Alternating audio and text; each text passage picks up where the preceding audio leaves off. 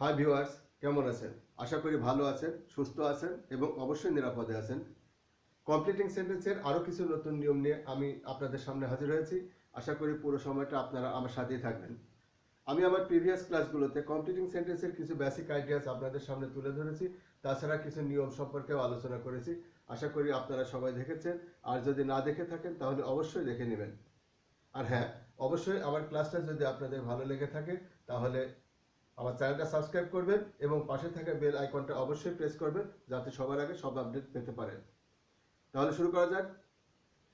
আজকে আমি কমপ্লিটিং সেন্টেন্সের খুবই গুরুত্বপূর্ণ একটা বিষয় রিলেটিভ প্রোনাউন।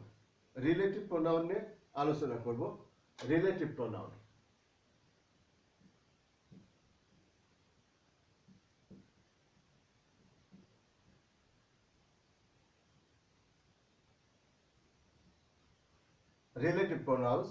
রিলেটিভ প্রোনাউন্স হচ্ছে who, who is, that, whom, whose, where, when. Who, who is, that, what, whom, whose, where এবং when। এইগুলো হচ্ছে রিলেটিভ প্রোনাউন। আজকে আমরা দেখব কিভাবে রিলেটিভ প্রোনাউন যুক্ত বাক্য বা রিলেটিভ প্রোনাউন দিয়ে সেন্টেন্স কমপ্লিট করা যায়। ওকে, তার আগে আমাদের যে জিনিসটা মনে রাখতে হবে সেটা হচ্ছে রিলেটিভ প্রোনাউন তার অ্যান্টিসিডেন্ট অনুসারে বসে। রিলেটিভ প্রোনাউন তার অ্যান্টিসিডেন্ট অনুসারে বসে। অ্যান্টিসিডেন্ট মানে কি? অ্যান্টিসিডেন্ট মানে হচ্ছে পূর্বে অবস্থান। অ্যান্টিসিডেন্ট মানে পূর্বে অবস্থান। ওকে, তার মানে হচ্ছে রিলেটিভ প্রোনাউনের পূর্বে যে নাউনটা থাকে সেই নাউনটা অনুসারে রিলেটিভ প্রোনাউন নির্ধারিত হয়। রিলেটিভ প্রোনাউন এর পূর্বে যে নাউনটা থাকে সেই নাউনটা অনুসারে রিলেটিভ প্রোনাউন নির্ধারিত হয়। যেমন ধরো এখানে দেখি হু। হু মানে হচ্ছে যে, কার ক্ষেত্রে বসে? ব্যক্তির পরিবর্তে। ব্যক্তির পরিবর্তে। হুইচ,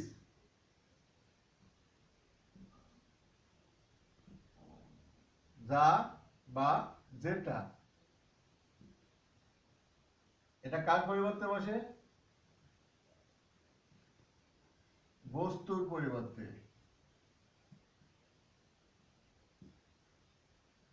দ্যাট, যে, যা। ব্যক্তি বা বস্তুর পরিবর্তে বসে।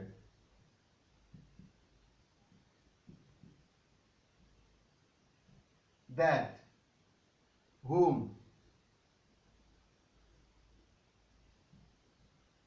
যাকে।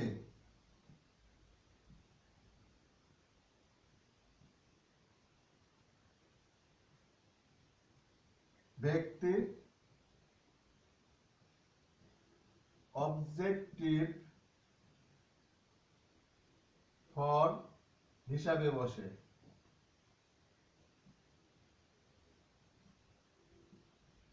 তারপর আসলো হুজ।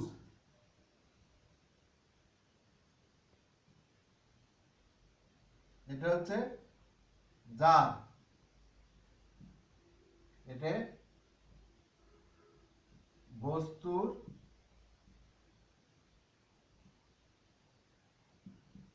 পসেসিভ ফর্ম অনুসারে বসে, ফর্ম হিসাবে বসে।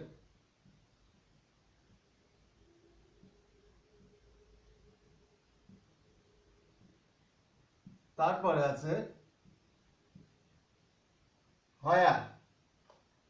লিখছি হোয়ার। হোয়ার মানে হচ্ছে যেখানে,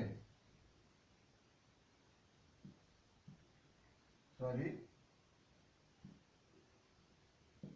স্থানের পরিবর্তে বসে।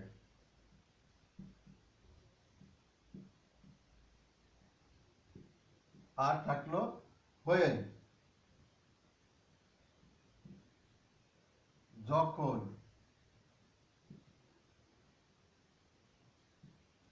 সময়ের পরিবর্তে বসে। ওকে, তাহলে আমরা রিলেটিভ প্রোনাউন বাংলা অর্থ অনুসারে এবং কার পরিবর্তে বসে সেটা জানতে পারলাম। এখন আমাদের যে জিনিসটা জানতে হবে সেটা হচ্ছে অ্যান্টিসিডেন্ট। অ্যান্টিসিডেন্ট মানে কি? পূর্বে অবস্থান। অ্যান্টিসিডেন্ট মানে পূর্বে অবস্থান। তার মানে হচ্ছে রিলেটিভ প্রোনাউন তার পূর্বে যে নাউনটা থাকে সেই নাউনটা অনুসারে নির্ধারিত হয়। এখন যে জিনিসটা সবচেয়ে বেশি মনে রাখার দরকার সেটা হচ্ছে রিলেটিভ প্রোনাউন যুক্ত ক্লজ যদি সাবজেক্টকে মডিফাই করে তাহলে রিলেটিভ প্রোনাউন যুক্ত ক্লজটা সাবজেক্টের পরপরই বসে। আমি আবার বলছি, যদি রিলেটিভ প্রোনাউনটা সাবজেক্টকে মডিফাই করে তাহলে রিলেটিভ প্রোনাউন যুক্ত ক্লজটা সাবজেক্টের পরপরই বসে। আর যদি রিলেটিভ প্রোনাউন যুক্ত ক্লজটা অবজেক্টকে মডিফাই করে তাহলে রিলেটিভ প্রোনাউন যুক্ত ক্লজটাও অবজেক্টের পরপর বসবে। ওকে, আবার বলছি, যদি রিলেটিভ প্রোনাউন সাবজেক্টকে মডিফাই করে তাহলে রিলেটিভ প্রোনাউন যুক্ত ক্লজটা সাবজেক্টের পরপর বসবে। আর যদি রিলেটিভ প্রোনাউন অবজেক্টকে মডিফাই করে তাহলে রিলেটিভ প্রোনাউন যুক্ত ক্লজটা অবজেক্টের পরপর বসবে। আমি তোমাদের সুবিধার্থে এখানে লিখে দিচ্ছি।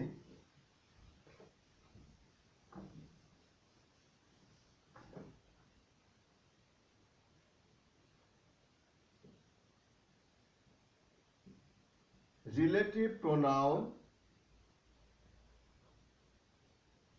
যদি সাবজেক্টকে মডিফাই করে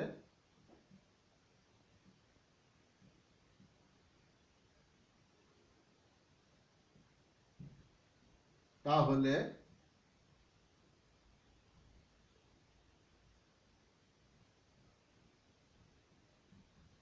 রিলেটিভ প্রোনাউন যুক্ত ক্লজ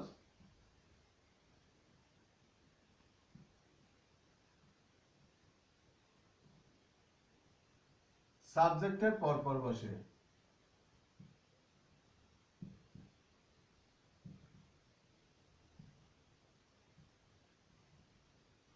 আর যদি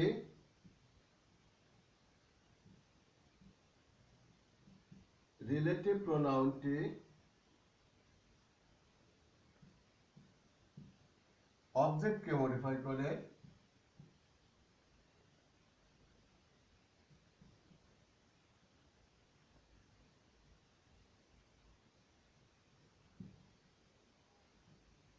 তাহলে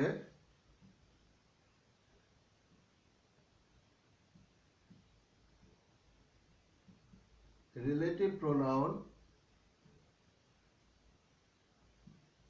যুক্ত ক্লজটি অবজেক্টের পরপর বসে।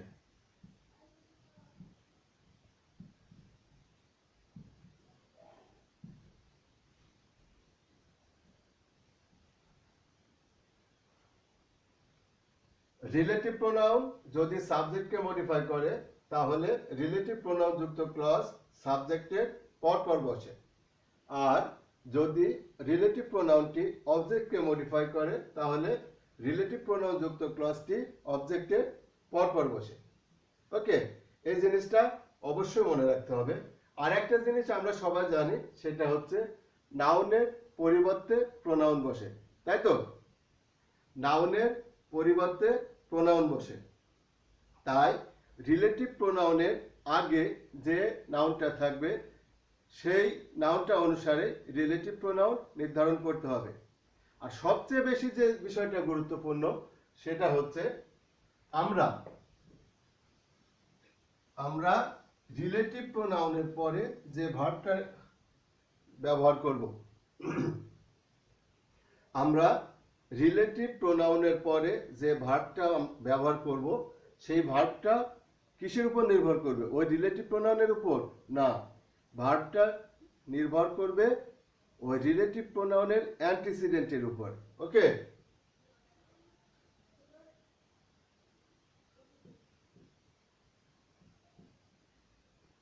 রিলেটিভ প্রোনাউন এ অ্যান্টিসিডেন্ট অনুসারে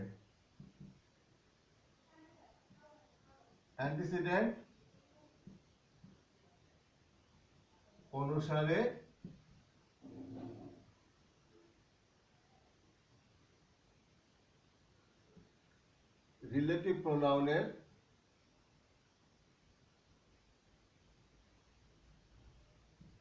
পরে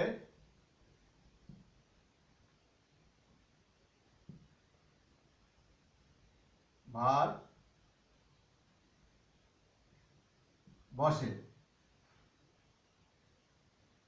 রিলেটিভ প্রোনাউনের অ্যান্টিসিডেন্ট অনুসারে রিলেটিভ প্রোনাউনের পরে ভার্ব বসে।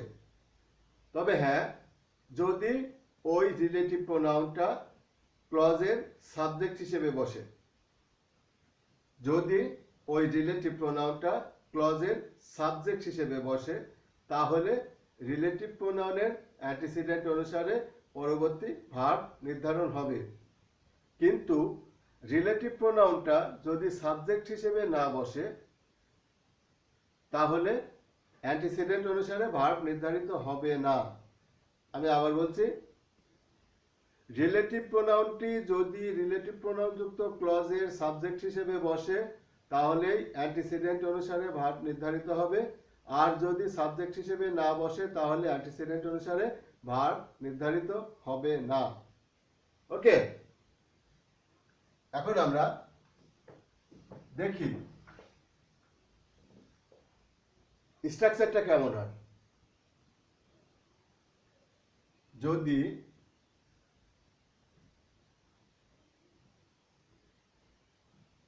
রিলেটিভ প্রোনাউনটি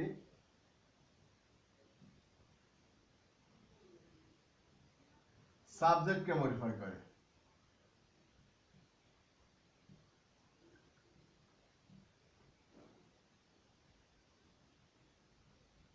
স্ট্রাকচারটা কেমন হবে? Subject plus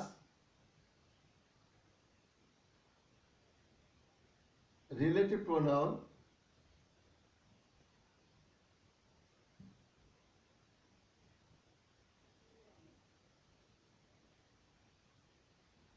as subject plus verb plus extension plus আবার verb plus extension। এটা হচ্ছে রিলেটিভ প্রোনাউন অ্যাজ সাবজেক্ট। আর যদি রিলেটিভ প্রোনাউনটা সাবজেক্ট না হয়, এখানে আমি লিখে দিই, প্রোনাউন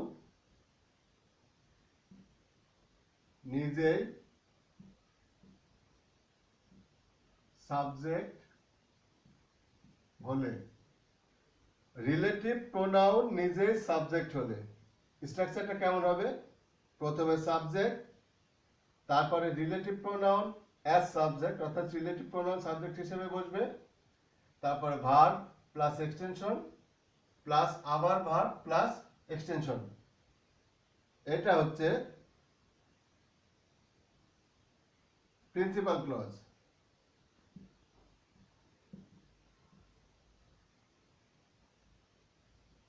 আর এই সাবজেক্ট প্লাস এই ভার্ব প্লাস এক্সটেনশন,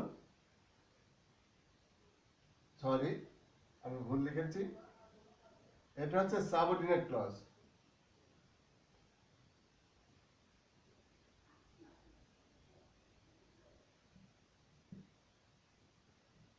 আর এটা হচ্ছে প্রিন্সিপাল ক্লজ।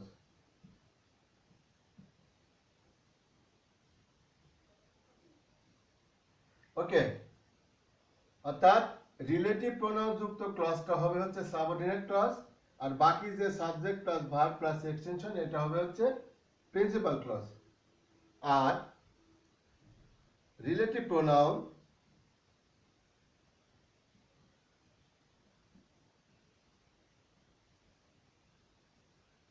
টি নিজেই সাবজেক্ট না হলে স্ট্রাকচারটা কেমন হবে? Subject plus relative pronoun plus subject plus verb plus extension plus আবার ভার্ব প্লাস এক্সটেনশন। এই অংশটা হচ্ছে সাবঅর্ডিনেট ক্লজ, আর এই অংশটা হচ্ছে প্রিন্সিপাল ক্লজ।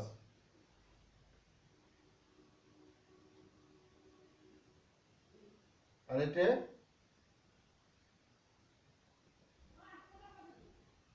Principal clause.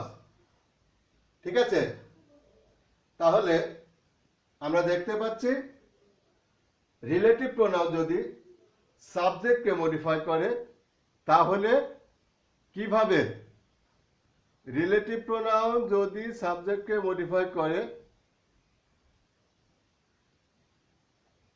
তাহলে কিভাবে বাক্যের স্ট্রাকচারটা হয়ে থাকে আমরা সেটা এখানে দেখলাম, তাই না?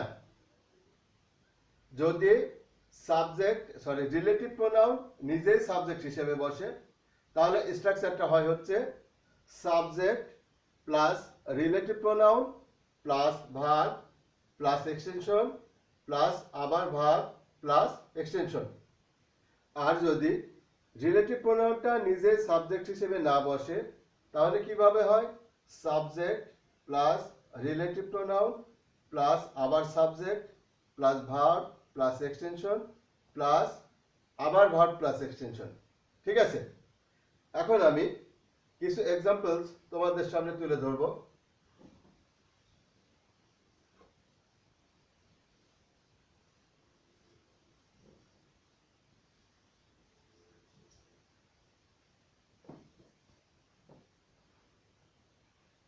যেমন ধরো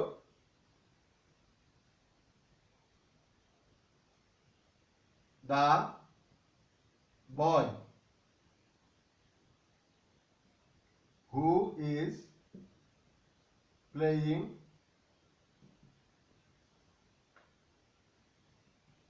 in the field is my brother। এখানে হু হচ্ছে রিলেটিভ প্রোনাউন, হু এর অ্যান্টিসিডেন্ট হচ্ছে দা বয়। হু এর অ্যান্টিসিডেন্ট কি? হু এর অ্যান্টিসিডেন্ট হচ্ছে দা বয়। তাই আর এখানে হু হচ্ছে রিলেটিভ প্রোনাউন এবং এই ক্লজের সাবজেক্ট। রিলেটিভ প্রোনাউন এবং এই ক্লজের সাবজেক্ট। যেহেতু হু নিজেই সাবজেক্ট সেহেতু হু এর পরে যে ভার্বটা বসবে সেটা হচ্ছে দা বয় অনুসারে, অর্থাৎ রিলেটিভ প্রোনাউনের অ্যান্টিসিডেন্ট অনুসারে ভার্ব নির্ধারিত হবে। এটা যদি সিঙ্গুলার হয় ভার্ব সিঙ্গুলার, এটা যদি প্লুরাল হয় ভার্ব প্লুরাল। ওকে, অর্থাৎ অ্যান্টিসিডেন্ট সিঙ্গুলার হলে ভার্ব সিঙ্গুলার, অ্যান্টিসিডেন্ট প্লুরাল হলে ভার্ব প্লুরাল। আর এটা কি? Who is playing in the field, যে ছেলেটা অর্থাৎ ছেলেটা যে মাঠে খেলা করছে সে আমার ভাই। তার মানে হচ্ছে who is playing in the field এটা হচ্ছে সাবঅর্ডিনেট ক্লজ, আর the boy is my brother এটা হচ্ছে প্রিন্সিপাল ক্লজ। আমি আবার বলছি, who is playing in the field এটা হচ্ছে সাবঅর্ডিনেট ক্লজ, আর the boy is my brother এটা হচ্ছে প্রিন্সিপাল ক্লজ। হয়তো তোমাদের সামনে এই অংশটা এরকম থাকতে পারে যে দা বয় তারপর একটা গ্যাপ দিল, দিয়ে ইজ মাই ব্রাদার দিল, ইজ মাই ব্রাদার। এক্ষেত্রে কি করতে হবে? এই ক্ষেত্রে আমাদের সেন্টেন্সটা কমপ্লিট করতে হবে রিলেটিভ প্রোনাউন দিয়ে। আমাদের সেন্টেন্সটা কিভাবে কমপ্লিট করতে হবে? রিলেটিভ প্রোনাউন দিয়ে। আবার ধরো আমি লিখলাম দা ভিলেজ, হয় এখানে দিলাম আমরা হচ্ছে ইজ ভেরি বিউটিফুল,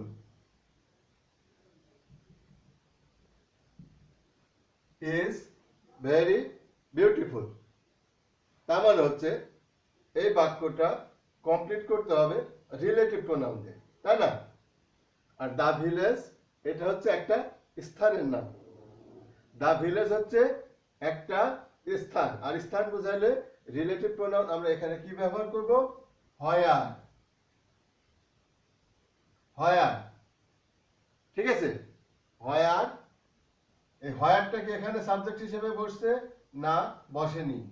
সেহেতু এখানে একটা সাবজেক্ট নিয়ে আসতে হবে। আর যেহেতু হোয়ার সাবজেক্ট হিসেবে বসেনি, সেহেতু অ্যান্টিসিডেন্ট অনুসারে ভার্ব বসবে না, এই সাবজেক্ট অনুসারে ভার্ব বসবে। ওকে, আমি আবার বলছি, রিলেটিভ প্রোনাউনটি যদি নিজে সাবজেক্ট হিসেবে না বসে তাহলে অ্যান্টিসিডেন্ট অনুসারে ভার্ব নির্ধারিত হয় না। রিলেটিভ প্রোনাউনের পরে যে সাবজেক্টটা বসানো হয় সেই সাবজেক্ট অনুসারে ভার্ব নির্ধারিত হয়। ওকে, সো আমরা এখানে এই সাবজেক্ট অনুসারে ভার্ব ব্যবহার করব। He third person singular number, তাই আমরা হয়তো এখানে ভার্বের সাথে এস বা ইএস যোগ করব। The place where he lives is very beautiful. The place where he lives is very beautiful. Okay, তাহলে আমরা কিভাবে রিলেটিভ প্রোনাউন যদি সাবজেক্টকে মডিফাই করে তাহলে কিভাবে সেন্টেন্স কমপ্লিট করব সেটা শিখলাম। আমরা হয়তো আরো কিছু উদাহরণ ব্যবহার করতে পারি, যেমন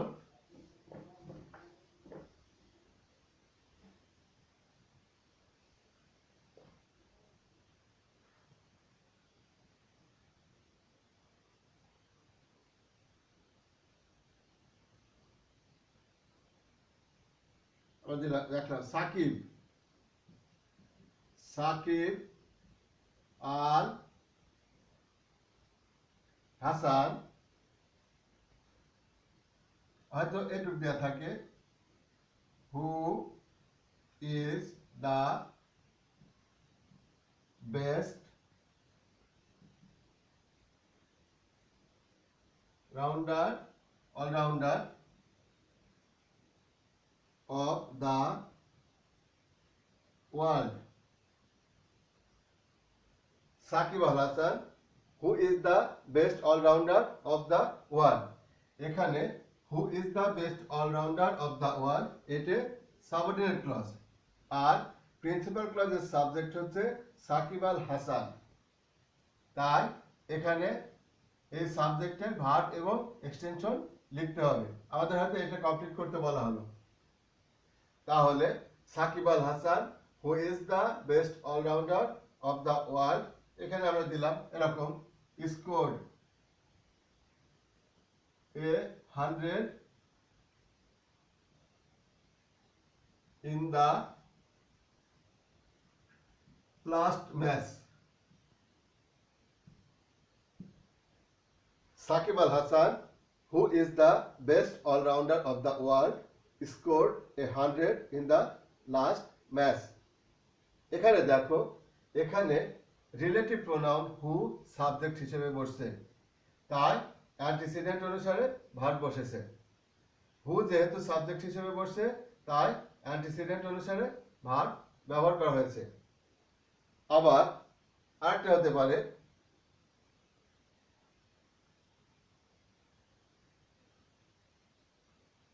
দা ম্যান, এখানে হয়তো গ্যাপ থাকলো, আমি একটু উপরে লিখি।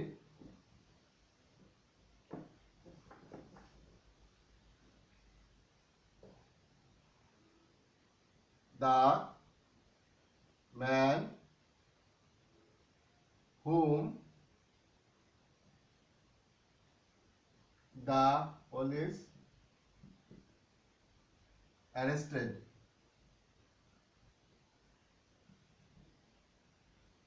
was not really criminal। এখানে দেখো whom মানে কি যাকে, দা ম্যানের পরিবর্তে বসছে কিন্তু এখানে অবজেক্টিভ ফর্ম বসছে, তাই তো অবজেক্টিভ ফর্ম। এবং এখানে হুম সরাসরি সাবজেক্ট হিসেবে বসেনি, সাবজেক্ট হিসেবে বসছে কি দা পুলিশ, সাবজেক্ট হিসেবে বসছে দা পুলিশ, তাই ভার্বটা নির্ধারিত হয়েছে দা পুলিশ অনুসারে, ভার্বটা নির্ধারিত হয়েছে পুলিশ অনুসারে, তাই তো। তাই এখানে the man was not really criminal, এটা হচ্ছে principal clause. The man was not really criminal, এটা হচ্ছে প্রিন্সিপাল ক্লজ। আর সাবঅর্ডিনেট ক্লজ হচ্ছে whom the police arrested, whom the police arrested. এইভাবে আমরা রিলেটিভ প্রোনাউন যদি সাবজেক্টকে মডিফাই করে তাহলে রিলেটিভ প্রোনাউন যুক্ত সেন্টেন্স কমপ্লিট করতে পারি। গঠনটা কি রকম হয়? গঠনটা হয় হচ্ছে সাবজেক্ট, তারপরে রিলেটিভ প্রোনাউন যুক্ত ক্লজ, তারপরে মূল ভার্ব প্লাস এক্সটেনশন। ওকে, এখন আমি দেখব হচ্ছে রিলেটিভ প্রোনাউনটি যদি অবজেক্টকে মডিফাই করে।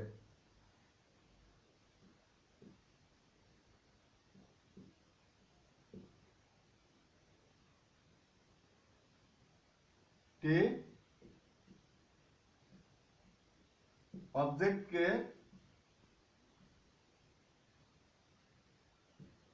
মডিফাই করলে স্ট্রাকচারটা কেমন হবে?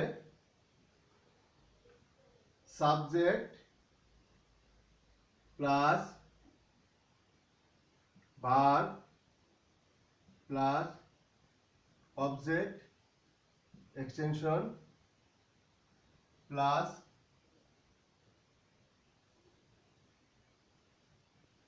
relative pronoun as subject plus verb plus extension, এটা হচ্ছে রিলেটিভ প্রোনাউন নিজেই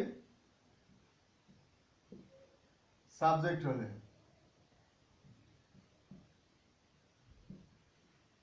আর এটা হচ্ছে রিলেটিভ প্রোনাউন নিজেই সাবজেক্ট না হলে কি হবে?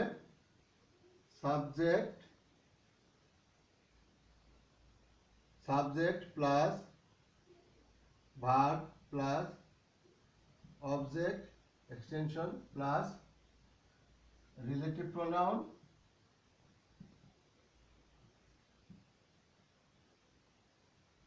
Plus subject plus verb plus extension. Okay, এখানে দেখো অবজেক্ট এক্সটেনশন, অবজেক্ট হোক আর এক্সটেনশন হোক, শেষে অবশ্যই একটা নাউন থাকবে। অবজেক্ট হোক বা এক্সটেনশন হোক, হয় শেষে একটা নাউন অথবা নাউন ফ্রেজ থাকতেই হবে। এক্ষেত্রেও তাই, অবজেক্ট বা এক্সটেনশন এখানে হয় নাউন অথবা নাউন ফ্রেজ শেষে থাকতেই হবে, যে নাউন বা নাউন ফ্রেজকে রিলেটিভ প্রোনাউন মডিফাই করবে, যে নাউন বা নাউন ফ্রেজকে রিলেটিভ প্রোনাউন মডিফাই করবে। এখন আমি তোমাদের সামনে কিছু এক্সাম্পলস তুলে ধরব।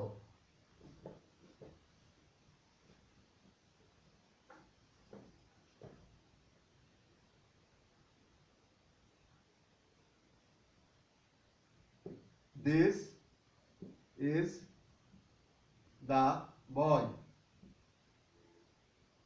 এটা principal clause. Whom I am looking for.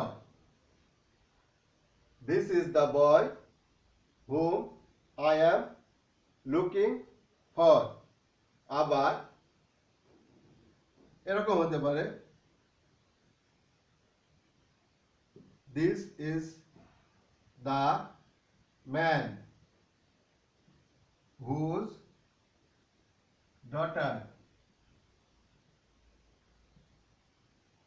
whose daughter stood first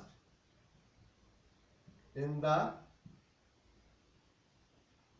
exam. Whose daughter stood first in the exam. আবার হতে পারে,